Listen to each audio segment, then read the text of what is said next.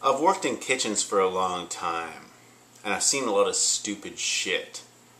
So here's the first installment of what I'm going to call my stupid shit I've seen in kitchens. Now, this is not an exhaustive list. I'm sure I'm going to think of more things, but right now, today, this is the stupidest shit I can think of. One time I worked with a guy who tried to pour water on a grease fire.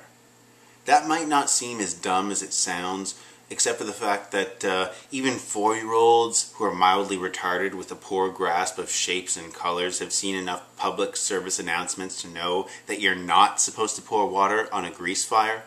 This guy was a total fraud. Like, he basically got hired because the owners were half fucking idiots themselves, and they didn't know the difference between someone who was faking their way through a resume and someone who actually had worked in kitchens before. This dude had stories about cooking these elaborate meals for his girlfriend and shit, but he had no stories about actually working in a kitchen except for a by-the-slice pizza joint. So he was basically an idiot loose in a kitchen that didn't know how to handle him. I had to physically restrain him from throwing water on this grease fire. I used to work for this one idiot that called himself a chef. Here's how chicken wings worked at this place. Mild wings were 1 squirt of Frank's Red Hot, medium wings were 2 squirts, and hot wings were 3 squirts. He thought that meant 3 different things, when in actuality, the sauce kind of tastes the same. The first day that I worked, I accidentally pushed a plunger too hard, and he came over and said, "No, no, no, no, no! This has too much sauce on it. These are like suicide wings." That's when I knew why he wore Velcro shoes. I used to work with this one guy who was a total fucking crackhead, and he would sweat constantly because the drugs were just trying to force their way out of his body, and he was in heat all the time. And I was a dishwasher at the time, a lowly fucking dishwasher, and I went to pick some vegetables out of a pan, and the other dishwasher stopped me. And she said, look at the bottom of the pan. And I saw it was filled with this clear liquid covered with grease swirls on the top. And she said, yeah, that's his sweat. And then I watched him do it. Sheets and sheets of sweat falling into the food. Next time you get a stir fry that tastes a little too salty, I want you to think of this story. One time I worked with a guy who used to yell at the food that he was cutting up. Like, he'd be chopping onions or whatever, and all of a sudden he'd be like, "You don't ever talk to me like that again!" The servers were terrified of him. But when I would always ask him, I would stop and ask him, "Hey man, what's going on? What's wrong?" And he'd come up with big smiles like, "Hey, I'm sorry, I forgot where I was." And shit like that. He was a decent guy. Till he went crazy.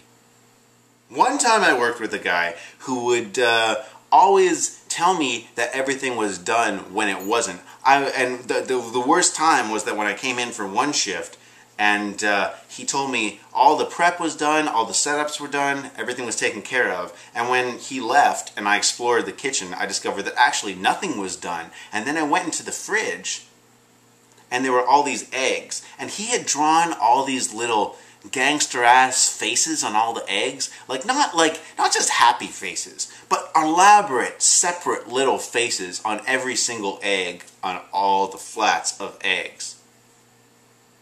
I have never come closer to taking a human life than I did that day.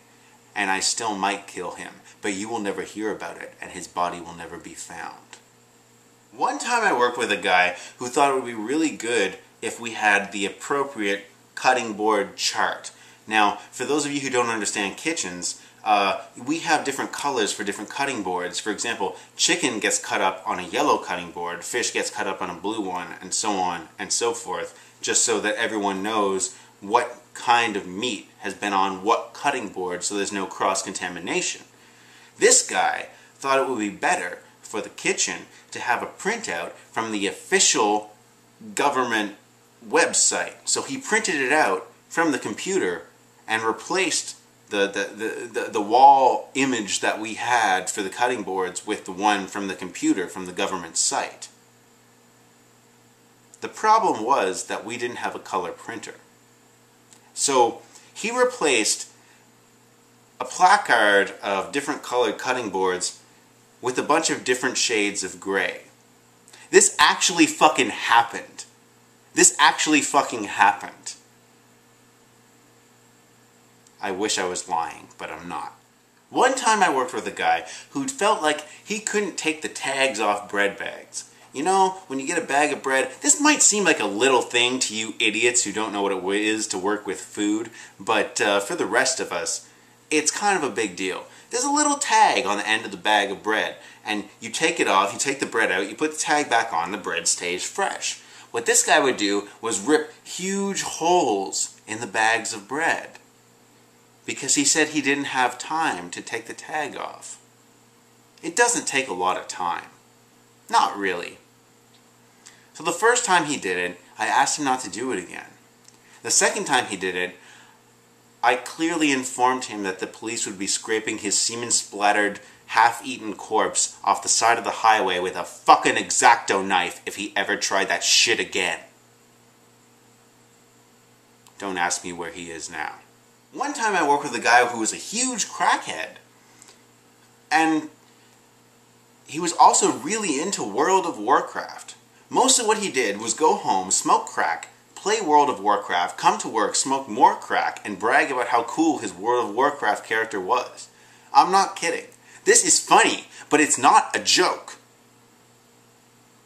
There's no further place to go with this. It's enough on its own. One time I worked with a guy who was obsessed with his toothbrush, and someone else on the line decided it would be funny to fuck with his toothpaste. So he would move the toothpaste around or whatever, and fucking crazy guy would see it and think that someone was trying to mess with his head. So one night he left a note there. And the note said something to the effect of, "I see you using my toothbrush. I see you using my toothpaste. I hope you enjoy it. One day I'm going to find out who you are, and on that day you're going to suffer." The note was signed Tick Tock. No, it was actually signed Tick Tock.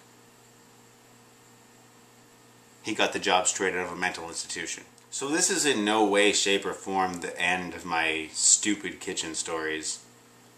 But for today, it's the end. I hope you enjoy, and I promise they're going to get worse. A great man once said, "The difference between genius and stupidity is that genius has its limits." So I will always have stupid fucking stories to tell you. I promise.